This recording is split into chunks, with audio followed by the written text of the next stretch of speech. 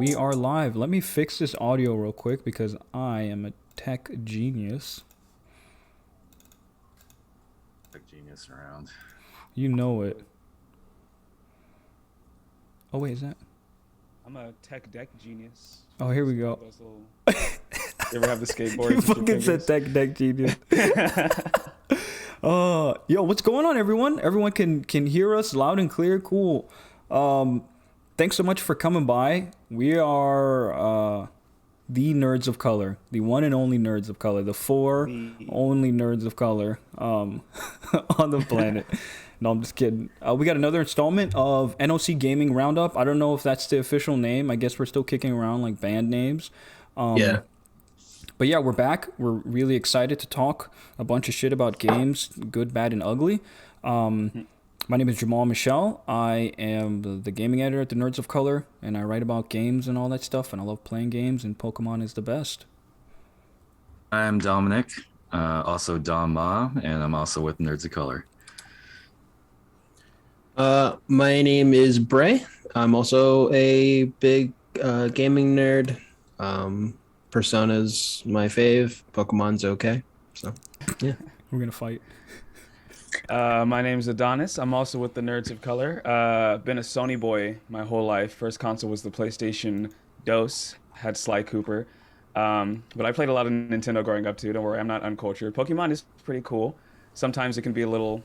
Recently, it's been a little alright, you know. Gotta say, but we're not gonna get into Pokemon slander in the intro. I'm sorry, y'all. Hold on, we're gonna fight. I need to put away this mic in the headphone. Pokemon slander will be the next installment across all platforms. Actually, across every platform except Nintendo. There'll be a game called Pokemon where Slander. I will be absent for that. I appreciate y'all being here. This is super fun. I'm so glad I get to talk shit. With these other amazing writers. Y'all have like really great podcast voices, by the way, so this works out just for everyone. Thank you. NPR, you can sign us whenever you want. Yeah, or it's like we should voice video game characters or something. Oh, I don't think I would be good at that at all. Like, do you think you can act like with this, like, you know, just a mic and then your character being animated? Or I think I could break a couple pots. I think I could do it. I'm just like... You'd have to keep up with the animation. That's the one I'm gonna get slipped up on. Yeah. I would be so bad. I'd be like cringy or campy. I don't know. Unless it was for Fortnite, because if it's for Fortnite, then I'm in there. It's 100%. Yeah, I know. I'm totally. I didn't mean to take you out of your comfort zone. It's just, you know, it's a good gig, and especially a good gig these days for actors who can do it in their home studios. So yeah. I've seen a things. lot of people being able to be popping up everywhere because they have a spot in their house. It's pretty nice. Yeah. But their setups are like fucking nice. I'm like, like insane. If I took down my green screen, the kitchen's right behind me. So I'm like, I would love a nice little setup, and I don't think it's super expensive to set that up, right? Like, at least not nowadays. I don't. No, not I really. have no idea. You like maybe probably pay like the most expensive for your mic, but like everything else, just getting like soundproofing, you're fine. We're looking at you with green screen. Speaking of green screen, have you got Jamal? Have you got a background going in the Twitch stream? Yeah. So on the Twitch stream, it's like my background is completely eliminated. But the problem is, I have to have two webcams. So one webcam, you can see me on Zoom. I remember this was happening the very first time. Like, you couldn't see me because I didn't have a webcam. And the system that's now catching the Twitch stream needs another webcam because it can't do both. Like, both programs can't use the same camera because, you know, we're in 2022. But it's too much to ask. Too much to ask for. Come on, y'all. So much shit has gone on. Well, for one, Happy New Year. Happy holidays. Happy New Year. Happy holidays. You know, we've already got some really fun and exciting news. I just off the bat wanted to get y'all's take on what is the Square Enix president who came out and had the really awesome letter about NFTs, and that if you play games for fun, that's cool. But let me tell you something. You don't know what it's like playing for NFTs. What the fuck is happening? 2022 didn't even start yet. Why is this Games happening? of the fun are in the past. Fun games, that's baby shit. Like, keep that. You want to play Mario parties, whatever. Have you ever wanted to work for your games? You ever wanted to work? Full stop. It's like, no. What if I, yeah, what if I told you you could never leave the game, but you'd be actually working for us, the team? It'd be great. For a What's y'all's very take small, on this? minute investment. We- It's annoying. NFTs are so annoying to me. It's like if if you're into whatever you're into, I guess, sure, like the world is huge. There's a lot of different venues you can explore, but it's become such a I don't even remember when NFTs actually came out. You know what I mean? It just feels like it's such a part of internet culture already, and no one will shut up about it, and it's not being like employed for anything actually useful. I just see people going like, "Oh, I just put like $1 million into this picture of a monkey beating up Master Chief," and I'm like, "That's really cool and all, but I don't." I don't know. That's my take. I just find it really irritating to hear about it. I mean, it's a pyramid scheme. Like that's Yeah, the full it's stop. it's Like an it's MLM. purely if I'm someone who has enough money that gets in ahead of time, like then I can boast about all this stuff. But I mean, it's not surprising because like games have been trying to do this for years. Not NFTs, but like stuff in general. So like we had what DRM for a good chunk of time saying that they didn't want people stealing games. Then they moved over to like buying in-game stuff to now like And now they're I just can't doing look to a Roblox as well. game. Yeah, I can't look into a game that has a menu that's just plain unless it has another spot for shops that I have to buy stuff. Yeah, So I think they're there's just always a trying to do store this all the option time. now.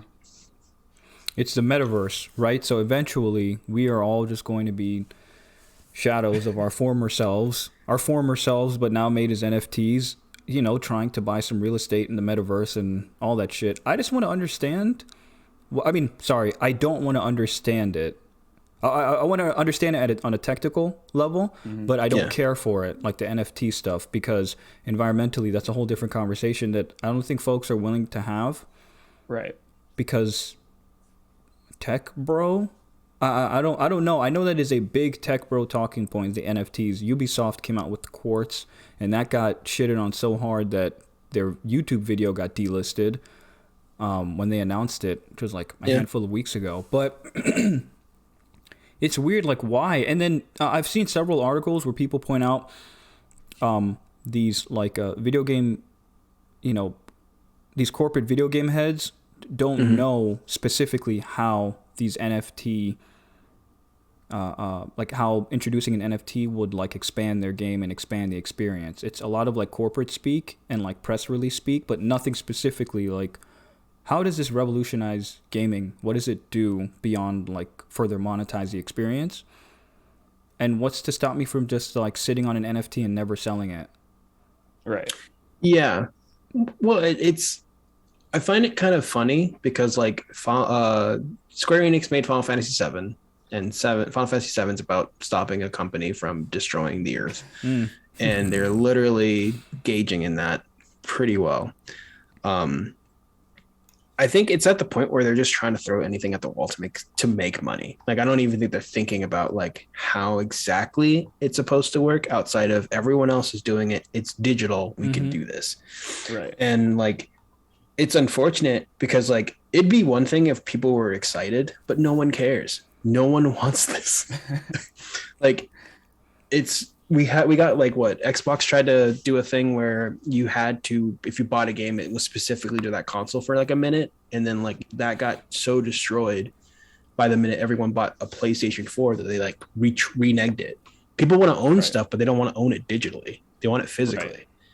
But I think it's at the point where like they just don't care and they're going to try to ram it down and hope that it sticks. There's like this not to quote one of the worst people in the world, but there's a Succession quote that basically says like content is the key, or content is the name of the game, right? And that's like I feel like these like gaming has come a long way. Like video games as an industry has come a very long way. And I don't think it's too ridiculous to like compare it to like the path that Hollywood is taking, or any other form of media. There's a lot of pull to get as much content as you can. Like this is a completely different story, but like the whole CW thing that's happening right now, like that's just a huge amount of content that they're shopping off somewhere else that someone is going to try and pick up, because the whole name of the game is like finding content and like finding this new piece of content that people are going to grasp onto. And for whatever reason, a lot of the tech bros are like, oh, it's NFTs, you know, it's Bitcoin, it's all of this microcurrency, micro investment stuff. And so now Square Enix wants to get like at the front door with this kind of thing. And it's like you said, no one really cares about it beyond the tech bros. I feel like there's such a gap between the consumers and the actual tech bro, like Silicon Valley side of things in consumerism. And it's just like so prevalent nowadays, more so than it ever has been. I was going to bring up to Adonis, because you said consumer. I think there's this divide that's growing, and it was always there, but I think it's just growing even more between the consumer and the shareholder. Yeah. So like when you say these things, who are you speaking to? Like, are you speaking to the shareholder to show them, look what we can make these consumers do? Or are you trying to actually enhance the experience of the base that's keeping you afloat?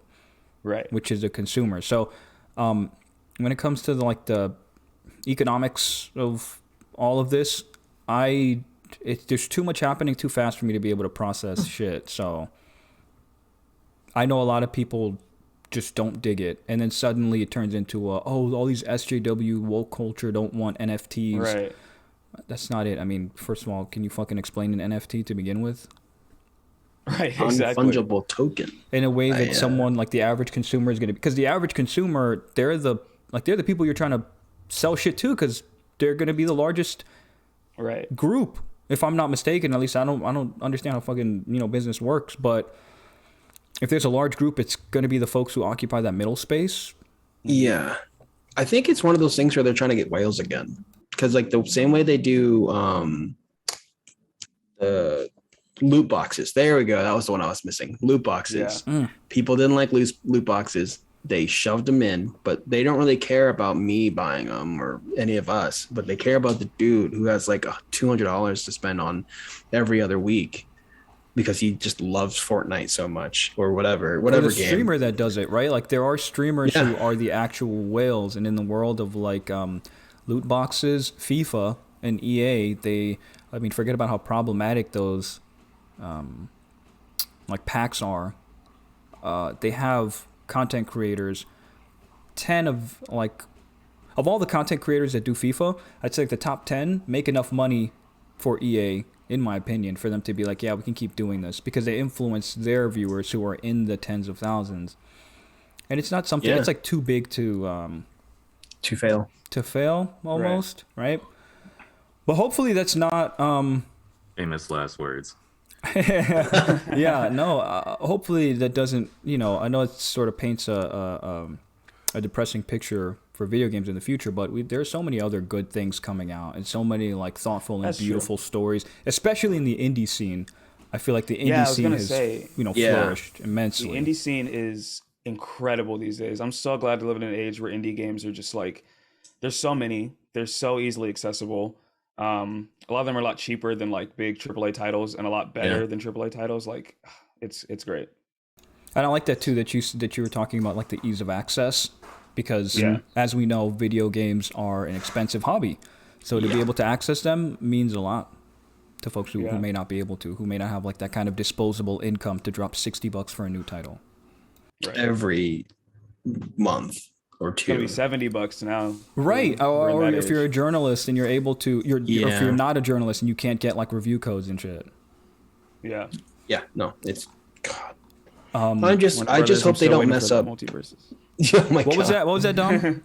Multiverses. But it is safe in this time of Omicron and weird public displays of anger. I just want to say that video gaming is kind of safe. It is expensive, and of course, it has all these psychological implications. It implies that you have a shelter and a place to play your video game, but it is relatively safe. I just want to offer that. I mean, look at I love that point too, because look at Animal Crossing, and at the end of the year we get these like large or these long form pieces that talked about the games that got us through the pandemic. And now that we're still in the thick of it and still going through it, there are still games getting people through the pandemic. And I think it's made all the difference. So absolutely, to your point, Dom, for sure. 100%. I wanted us to transition to this list that I thought was a very necessary list. We were talking about it before. We were having a very civilized conversation before. So IGN, at the end of the year, they posted their top 100 video games of all time. Now, the last time they did this was in 2019, which I'm sure was received just as happily, right? And and for those keeping track, 2019 was 12 years ago. So, Right. Oh, okay. So it's just fine that You might not remember that year. Completely world. I It's a can't blur. believe World. I cannot believe we're in 2022, y'all. 2019 was yesterday. What is happening? Same, bro. Am I tripping? Am I missing something? It's It's just these DLC. last couple of years were longer than normal years. My I'm There's stuck in gosh. 2007 still, y'all. I'm waiting for Pirates of Yo. the Caribbean 3 to come out in theaters. I have to go see that opening night. Pirates. That's the one you go back to. Yeah, Yo. for real. That The World's third End, one? That That third World's one. End wasn't great, but it was an event that rocked the world for a good 6 months. Listen, 2018 is that for me, Adonis. Like, 2018, how is it? What's going on, Nerdy Curious? Time doesn't exist. Yeah, when I think about 2018, I'm just like, how did we get from 2018 to 2022? Like, I understand, math and how numbers go up and sometimes go Right. down or whatever. But how? How is 2018 gone? Just off the face of the earth, dude. I mean, oh boy. Listen, we're gonna have a trying to whole look different. at this list of the 100 games, 100 IGN games. And I think I got them all on one page. Yeah. I didn't want better. to look at the I didn't want to look at the massive list version where they explain their case in every single game. I think the descriptions there would probably tick you off because they're kind of like menial, the descriptions. But yeah, so IGN did their list like 12 years ago in 2019, and now we have this one, and we just have so many questions. I have so many questions. We were talking about so much. What sticks out to y'all like immediately? What's the first thing that sort of jumps out for you from this list? It's a pretty Nintendo heavy list up in those top 10 or 20. Isn't No, it, Jamal? come on. I would think you'd be Yeah. happy about that. Listen, I I'm like looking at the wrong list. I like Nintendo. Now, no, here's the thing. I like Pokemon, and I think that because Pokemon has been like the most relevant the last few years, it might be mistaken for me just liking everything Nintendo. I have issue with that there were so many Nintendo titles, and I think it skews in the direction of like the editors. But then at the end of the day, it's like, okay, that if those are the folks who are organizing the list, wouldn't it make sense that it skews in that direction? Or am I tripping? Mortal Kombat 11 is on here. What the fuck? Of all the Mortal Kombats in the series, Yeah, I was looking at that. and it's the only one. And it fucking has whatever the fuck her name is, most problematic ass Ronnie. Ronda Rousey. Are yeah. you serious? Oh, that's right. Get the fuck out of here. You added this on the list. You could have picked you could have picked another Mortal Kombat title. I mean, man, like part of this list is going to be more biased by time than other types of lists because I mean, like, when you make a list of the greatest 100 movies, someone will actually go back and watch that old movie. Video games are a little more difficult than that. Like if if they decided, Mortal Kombat 2 is the best Mortal Kombat ever, it's hard to actually to go back and play it go or back at and least grab access. it. Mhm. Yeah. That's a great point. Someone had said, I don't know if this phrase is real, but I read the comments and they said something about recency bias. Yeah, the recency bias. I'm sure that's the technical name for what it's called. Well, I mean, I can understand certain choices in there. Like it's going to be Nintendo heavy in general, to be honest, because they were the first and pretty like longest standing gaming console creator right now, right? Like Activision stopped doing that. Sega's not doing it anymore, and they were one of the beginning. Who? So like No, I'm just Nintendo, kidding. oh my god, right? Oh, I'm sorry, Sega. I'm so Sega? sorry. I'm They're sorry. gonna have a big year, y'all. Idris Elba's about to skyrocket their. I know, yo. I'm so sorry. I take that back because what's gonna happen is this damn Sonic movie's gonna come out, and I'm gonna be like, oh my god, I love Gonna make Sega. $1 billion. Oh my god. Run that Oscar campaign. Yeah, but Jesus, but yeah, Imagine. right after Spider-Man wins, Sonic, every video game superhero thing is going to be pushing for it. Yo, Guaranteed. honestly, Wait, listen. It's a new age. Hold on, Bray. You said Sonic. You said Spider-Man. It's not on this list. No, not in that top 100. Oh, I'm talking no, about just like I just wanted to bring that up. They didn't put There's Spider-Man not- on this Oh, No, list. that's a very. you good mean point. the There's PS. one of the Arkham games I If see. we're discussing recency bias and you don't have Spider-Man on there, Like, that's a how the little- fuck does that happen? The only Wait, why'd they Spider-Man that choose- comes up. What They was chose that? Arkham City, not Arkham Asylum. What? Bro. I can see that. I can see that a little How bit. can you see that? City, Arkham Asylum, to I me, feel like No, in video games, they do have this thing where the sequel breaks out and is huge. The sequel, Yeah. the arc is like the sequel might really be the greatest I'll thing say in the the whole series, and then they atmosphere- reach a peak, and then you know, Right. like with cell phones, like like they stop having anything new to do. I'll say the It's- atmosphere of Asylum is incredible. Like the best out of any of them because you're in that like tight enclosed asylum, with like a bunch of crazy people. Even if you're Batman, like I'm not Batman, I'm just controlling him. Like that Can I- scene with all the crazy freaking patients right before Harley Quinn. Oh, Yeah, right, I Portia, still can't yeah. go back and play. Or the Killer Croc. Oh my god, I can't Can I play just that scene. can I ask it's though, like- because Dominic brought up that it does happen where the sequel does the thing that improve, and I'm just speaking strictly about video games now. It improves on all the things that the original either didn't have or that people wanted to see and whatnot. Yeah. What? Or if I'm thinking of like honoring a title, if I'm going to honor a title and put it on a list, and I can only choose between the original or the sequel, doesn't the original have some, like, I don't know how else to say this. Without the original, the sequel doesn't have something to take off from. You know what I mean? Like, Well, sure, like, without in the that- original, how much farther could the sequel have gone? In that example, Arkham Asylum was probably the most significant game of that whole Batman world of all Batman games for sure. And they just souped everything up that for Arkham City that Arkham Asylum did well and just made it a lot huger, Right. probably because they had a lot more budget and time. Yeah. Did And like they already had City? the framework. Not City. I'm Right. sorry. Did you like Significance plus bigger, I think, makes this list. significance but- plus bigger equals success, right? Yeah. Did y'all like what the hell is that other one? Damn, I said what the hell is that other one? I'm sorry, I haven't played much of this series. Is it Arkham Knight or Arkham? Yeah, Oh, Arkham Knight yeah. is the third one, and there's Arkham Knight Origins was also. a thing. I- Origins okay. gets a bad rap. Wasn't the Arkham It Knight in does. Arkham Knight? Who gets a bad rap? The Arkham Knight was an Arkham Knight. Oh, Uh, oh yeah, And I if you like haven't Origins too. played Arkham Knight, I won't say what the spoiler is, but I liked that game. It looked visually It looked was- cool, and the Arkham Knight looked. His character model looks, or their character model looks so dope. gorgeous game. Oh my God. Incredible. I mean, the combat is the same as the first two, so Yeah. no arguments there.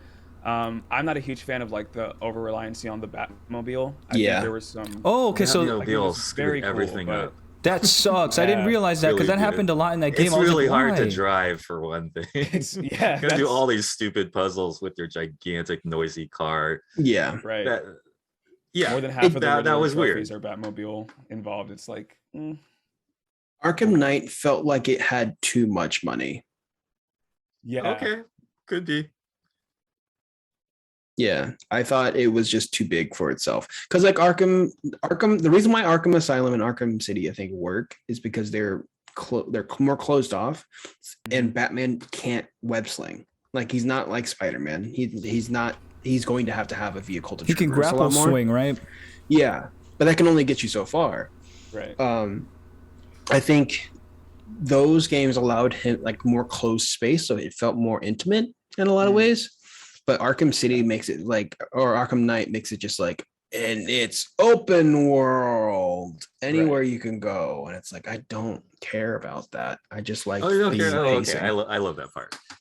Of course, That's the thing. okay. But the consensus here is that Bray, you liked Asylum better, but Oh yeah. Dominic and Adonis, the two of you like that it's, or Dominic, I didn't know if you liked City more than Asylum, but it sounded like you But liked I that one mean, more. I play City again more than Asylum just because I get creeped out in that Asylum for too long. It's just the feeling of being able to go outside. Mhm. Okay, I'm the nerd who likes open world games because I don't go Because you can go outside outside, enough. you could touch grass, Especially virtual now. grass.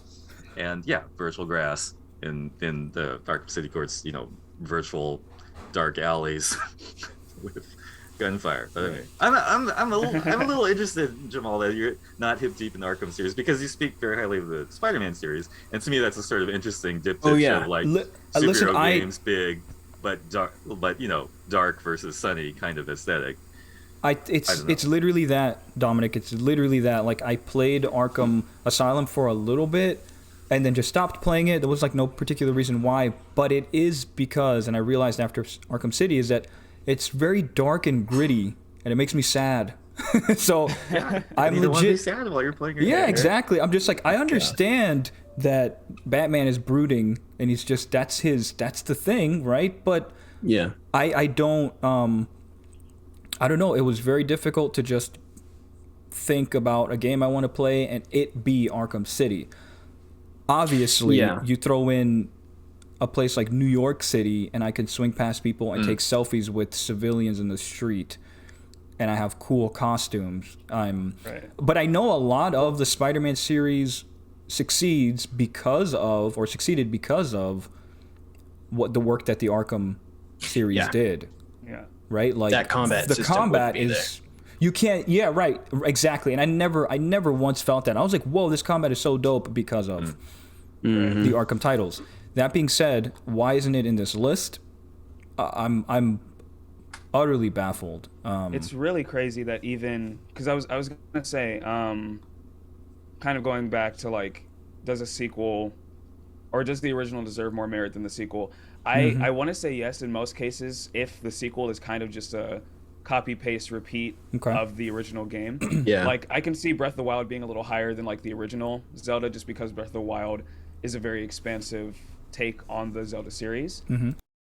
But my one case is definitely Miles Morales because you can argue, and you'd be valid, that Miles Morales is a very large DLC pack for the original game. You know, it plays very similarly. The map is almost the same with just a few more, like, you know, you can go to Harlem and like it's Christmas time. So there's obviously some physical changes, but it's more or less the same as like Spider-Man PS4, PS5 remastered, right? I think Miles Morales is way better because I connect to Miles more as a character, Yeah. and the way they treated Miles as a character is just so it was a huge love letter. Like they didn't get anything wrong, in my opinion. So yes, it's the same game, and if we're talking which one's better, I would like to say Spider-Man because that's the game that started it all. You know, Peter Parker, he's the OG, gotta love him. But I would probably say Miles Morales because I just had a way better experience playing that game, and the Venom powers are just so cool. Like, so fucking cool. Yeah, I mean, I agree that the writing and the character development really elevates that sequel, which is mechanically much the same as the first game. I mean, sometimes it's Right. that case, like the first game establishes something great mechanically, Yeah. but you can still elevate with just with good story ideas. True. And to Either your- one should be on this list. though. Just concurrent on that, and there are not many comic book people making this IGN list. No, of course not. If you Which could, is fair. We understand what they're going for. I love the what you mentioned, Adonis, and I know for sure it's the cultural themes and the cultural layer that we get brings so much like color. No pun intended, but I mean it literally brings like so much vibrancy to the Miles Morales Spider-Man game. It's wild because I played that and played through the campaign like twice and did all the side missions and stuff, and then I went back and played the original. Yeah, the original, but the remastered. Okay. And damn, if I had to choose one of the two to put on this list, that first one is wow.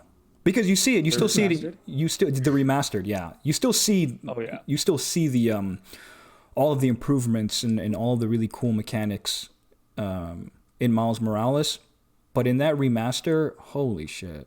Oh, it's a huge difference. It's Oh my crazy. gosh, it's insane. There's a lot more like quality of life things are sort of like streamlined. Not many things you have to upgrade in Miles Right. Morales, like you have to do in Spider-Man, in the Yeah. remastered. But holy shit, Yeah. y'all, that Yeah. game! We went from Spider-Man 2, which is still like one of the best movie or game adaptations of a film. I personally Yeah. think for a superhero film, flawless. We went from that to this, and everything in between was, were interesting titles. But to not have that on this list is insane. Either of them, either Miles or remastered. It's crazy. Okay. So I wanted to bring up, how do you feel about having both Last of Us on here? I've never known a more divisive game, which is insane. I I don't that's mind Last of Us Part 2 being on there because it does push a lot of the boundaries, but I can't. That was so depressing for me that I haven't gone back to it. Maybe that's why, right? Like that's the reason why. Yeah. And also why Arkham City would be like on this list, even though it's like dark and like, depressing. Yeah. But maybe I don't think Last of Us, the original, should be here. Just because I went back to play it a little bit ago, and it still functions, but it just doesn't. It didn't pull me like 2 did. Yeah. Like I don't think it.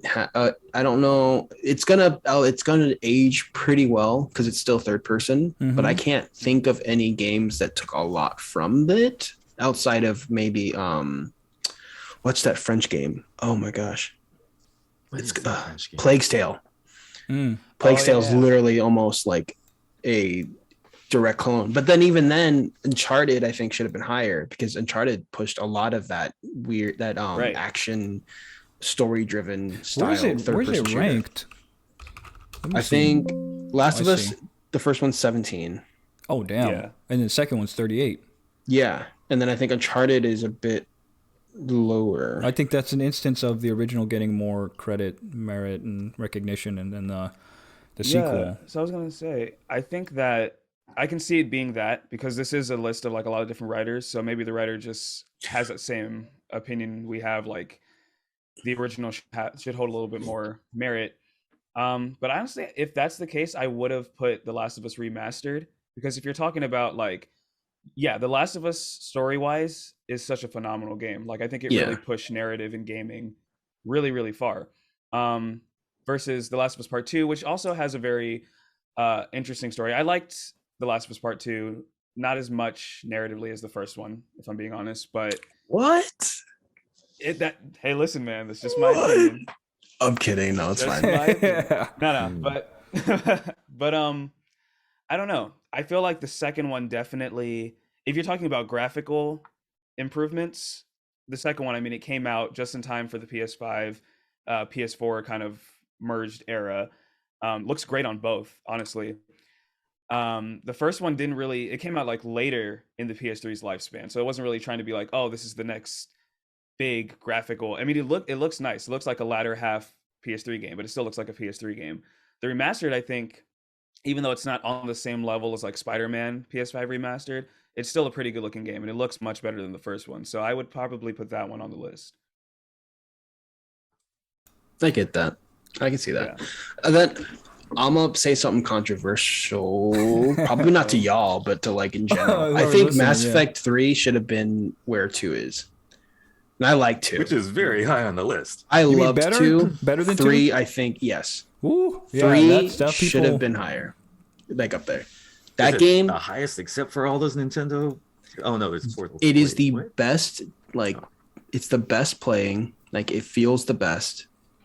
But I also put in the fact that like the ending is so controversial. But I know a lot of people who enjoyed it felt something really important from it. I have my issues, but I can respect what they did with it. So I think they should have been like 2 is great, but 3, I think, for its impact in a lot of stuff, because it's still there. Like a lot of people still talk about that ending, even years ago, like even years from now. So like, I think it should be like there. I'm gonna say something that might make Bray hate me, but I agree. Only because Mass Effect 3 is the only Mass Effect game I have ever played.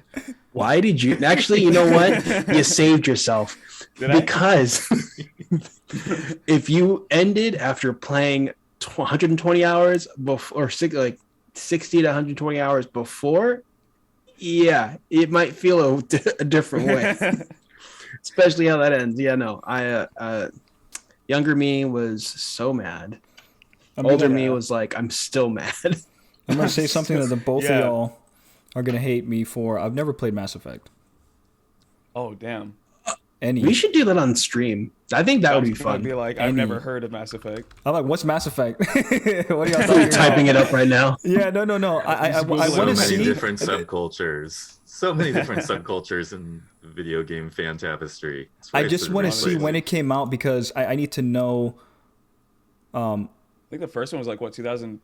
Oh boy, 2007. Hold on. I'm gonna explain why. Wait. Let me see. Whew. All right, so the year before, The Elder Scrolls 4 Oblivion came out, and I never played another fucking RPG. Y'all, I was telling everybody about this, and I'm going to tell y'all again. Oblivion, oh man, it's the reason why I failed like multiple classes in high school. But it came out a year ago. Because it was the game called Oblivion. Yeah, it did the thing. It did the thing to me. Development. But it I promise you, RPGs after that, or anything close to it, or in its orbit, I did not pay attention to anything else. I'm going to say for the next 3 years. That's fair. That's a big deal. I believe all of that. I think about that a lot because people are just like, yo, how did you miss out on Mass Effect? And I go through the same thing. I'm like, the only reason why I miss a thing, there had to be something else that I was playing at the time. And I shit you not. It was that. I didn't play Oblivion until later, and I did the same thing. Mm-hmm. But like when I bought an Xbox specifically to play Mass Effect because my friend had it, and I played it for like 2 hours, and I was like, oh, you need this. Oh shit! I can just make decisions, and it matters. Freedom. Oh. Wow! But I wish you guys have the game dedication that I wish I had. The last game I actually like ignored every other game for, where I wasn't playing any other game at the same time, was Guardians of the Galaxy. Like that one was. I just poured so many hours. That says a lot, yo. That says a lot because of I don't want to say the shit that it got, but the sort of overlooking that it received. Like it was overlooked a ton, slept on, and then it dropped, and then the reviews are like, this game was surprisingly charming. It caught everybody off guard. I don't know. Dom, did you? It did win that writing award, which we talked about last time. Yeah, right. Sorry, what were you saying? No. I was gonna say. Was this, like, leading up to the release, something you were anticipating, and then it beat your expectations, or what was it like going into Guardians of the Galaxy for you, at least? Because I know you were looking forward to it. I was, but it was kind of like I wanted a fancier, newer game to try out the PS5 thing on, and I'm not the biggest Guardians person, but I'm such a Marvel nerd. I just wanted to be immersed in that world, and I liked it pretty well, but I felt too stuck as being Star-Lord, and I thought that was crazy. I can understand that. I thought that was crazy. It was fun and it was a cool game, but I was just wait, I can't press a button to like swap over, like I was in Ultimate Alliance or something. I thought it was that, and I think that's why. That's the thing from Ultimate Alliance that was always great that they still have not carried over in any of the superhero games that I care about. But I was also, you guys talking about RPGs. I sort of wonder like if there's a psychological, player, mindset thing in RPGs, like like the people who, like there's like people who can walk in a room where a television is playing and they gotta watch the television because they're just kind of wired that way. Yeah. And then there are people who like can just like take it as part of the noise of life that's going on. Mm-hmm. I know I wonder if there's something about people about how you get immersed in RPG that you just really want to be fixated in that world for a long time and lose yourself, so to speak, as opposed to it just being one of a couple things you're dancing with. I don't know. It's sort of a broad question, but no, it's a great question. It reminds me of the virtual grass we were just talking about. Like it did the thing. I didn't really go out. Well, actually, I did. I played a lot of basketball and stuff in high school. I went outside. I hung out with people outside of the house. But I think this was a different kind of outside. And funny enough, it took place inside. Like when I played Oblivion, it allowed me to explore a different outside. And I remember that like in one of the early at the beginning of the game, you know, fight your way through a sewer and you come out of the sewer, and it's this beautiful, gorgeous, like just green world, like the trees and the grass and the hills and the cities. And I thought it was lovely and the music was beautiful. So for me, it was just immersive as hell. And I thought, wow, this is a great outside that I like being part of. I'm playing AC Origins right now for, I want to say, this is like my 5th attempt maybe to actually try and beat the game. I've talked about this game. I've said it's my favorite of the modern like Assassin's Creeds. It's not my favorite Assassin's Creed, but like I feel like there's that. What was the last like traditional we got like Unity, right? I want to say Unity or Rogue, and then like Origins kind of changed it into an RPG.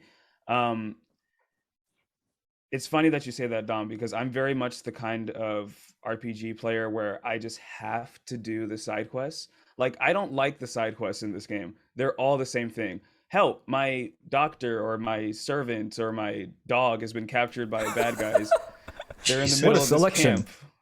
Please go assassinate everybody and free them. Or don't, you know, whatever. And it's the same thing over and over again. And then the main quest is just that, but then you get some plot. But I have to do them because I'm in the village. I'm the Medjay. I'm Bayek. My job is to protect the people. This lady is telling me that her husband's been kidnapped. I'm not going to say no. And she's giving me 50 drachma for it. No. Right. So I'm going to go do it. And it's like, why am I spending hours in this world doing this? But it's a very beautiful game. Admittedly, I do love Bayek as a protagonist. And it's a world that like, I turn to and I'm like looking at the television. Like I'm just stuck in it for a bit. And I am in this RPG. So yeah, I definitely get that. Right, but when you say that, once you get more like advanced, like hip deep in the RPGs, you get more you're more aware of which ones are really developed campaigns or not, and like sort of like you know, Bray, you were saying a minute ago, like some games like the decisions actually matter, and that world feels much fuller than the one where you're just kind of fooling yourself by doing all these side quests. This like, grocery list of items. Right. So I don't know. I just think it's pretty interesting, and that really would be a marcation of which is a truly great game, and which is just something you're soaking in. Well, I mean, also, if anybody in chat wants to say what the games they think would be interesting on the list instead, or refute ours, which is totally fine. Just let us know in the chat. But sure. Yeah, no, RPGs for me, I have to feel like I'm doing something. Like Oblivion was great because it felt like I had a place to go. But like when I tried playing Skyrim and they're like, just walk, you can go any direction. I was like, I don't know what to do here. I'm gonna just stop playing. I liked before we transition into like what are we playing, I liked Oblivion when I had I got into a fight with someone in the game and I killed him, and I'm like, oh my god, I killed him. And when I killed him, this message popped up on the top of the screen that said something along the lines of there's sort of a spirit or someone somewhere is taking note of this. And I'm like, what the hell does that mean? And I'd like brushed it off, and then I'm doing my thing in the game, and then I find this inn, and I purchase a bed, or order or whatever, rent the bed for the day, and I rest so my player can level up. And this fucking cloaked figure wakes me up in the middle of my sleep and says, that they've seen what I've done in killing that other character, and then I'm going to be recruited into this dark brotherhood. That's when I knew that this game was that's pretty dope. The coolest fucking shit. I was like, yeah, I'm all in. So what do I got to do next? Who am I killing next? It was incredible. It was really immersive. And it's funny that I became both like the most heinous Dark Brotherhood member as well as like a grand champion for like the people of the city nearby. So I was living this like double life. Yeah. That just never coalesced. I got to live it separately, and that's it. I never had to pay for shit. If I killed somebody, I was like, well, I can still be a champion. So it was really cool. Funny enough, that is what I'm playing right now. I'm also still playing Oblivion. Like I fired it up that's dope. The other day because I Googled. I was like, man, is there a way to I was trying to find like any glitches or exploits in the game because there was an economy in the game that I never really got to like fully enjoy because grinding for coins was too much. I found this glitch that I had never known for years, and I exploited the shit out of it. Like all I needed to do was beat up this random guy, and I would get like an infinite amount of coins. And I got all the coins and owned all the horses and every fucking house in Oblivion. I mean, the game is even more amazing. I love that. Any game with an infinite money glitch, developers, please leave that shit in there for people to find. Because after 14 years, I found it, and it made the game even more amazing. And don't be like Deep Silver and try and sell it as DLC. We remember that. Don't what? Don't think we forgot about that. Whoa, that is Saints insane. Row. Say which one? Saints Row 4? I'm pretty sure it was 4. They were like, here's an infinite money glitch, $2.99 on the PlayStation Store. I'm like, whoa, wow. Okay. No, thank you. That was back in the day. That was 2012 times. Okay. All right. Wow. Yeah. We've that actually. was before times. That's like baby cakes compared to now, right? Like Take an NFT of that. That's oh true, my that's god, true. Bro! If they put glitches really NFTs in should be Saints Row, NFTs. I can't do it. they would. I think they would do it like ironically, just to be like, just a joke if they were to incorporate it like that. But what about y'all? What are y'all playing? Or looking forward to play? Because Pokemon Legends Arceus is coming out. I'm looking so forward to that game. Oh my god, dude. I'm excited, but also scared because I know about like the open world mechanic is not as open world as we think. Yada yada yada. But I don't care. It's Sinnoh region. It's gonna be cool.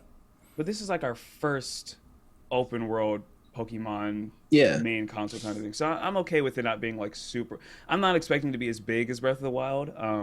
Doesn't really need to be because it's Pokemon. It's not like an RPG, a hack and slash kind of thing. I really want the mechanics to feel good. That's what I'm worried about. Authentic, I really have to, And I know I can't do that until I can't figure that out until I play it. That's what I'm scared about. I'm like, what if I get this and it's not? And I'm disappointed. Right, exactly. No, I feel you. I'm right there, but I'm excited. I mean, it's a Pokemon game, and some things will hit, some things will miss. But I think for the most part, it'll hit on a lot of good notes. But that'll be a good game. Wait, Adonis, what are you playing right now? Right now, it's a mix of Halo Infinite, Cuphead, and Assassin's Creed Origins. Ooh, Cuphead. Wait, come on, you've been playing Infinite? I have been multiplayer? playing Infinite, bro. Yes, sir. Bro, dude, I need a fourth.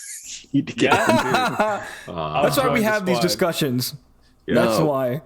I've been working with like a group of 2 others, and we've been doing pretty good on our own, but we need a fourth. It's so hard to coordinate with one dude who cannot talk to us. Overwatch. Dude, so many Overwatch memories, I'm thinking, because I always had a group of 5. But having 6 people, listen, corralling people is hard enough. Like, just if you're one of those games where you have to fucking have like 4, 5, 6 people, you're asking for a lot. But Overwatch, it would be 5 of us in a rando, and my god. It's always the rando. That one rando just because sometimes it's mostly the solo queuer who would not know what they're doing or not be interested in like working with the team, or a solo queuer who's fucking insane and you're like, wow, I can't believe this happened. This is once in a blue moon. Right. What are you gonna do? What about you, Dom? What are you playing? Or hope to play, or planning to play, or looking forward to? Oh, I was playing a bunch of Far Cry 6, and I don't know if it's like a good game or not. I haven't played any of the other Far Cry games, but I will say I'm at the point that like I like jumping in her truck and listening to her sing along to songs that are on the radio, because I think like the voice actor is very good and it's pretty well written. Giancarlo's in that one, right? Yes, he's doing sort of a version of his drug lord villain from Breaking Bad, and he's fine, but Nisa Gundas is the lead. I'm not saying her name right, but as Danny Rojas is just very comforting, and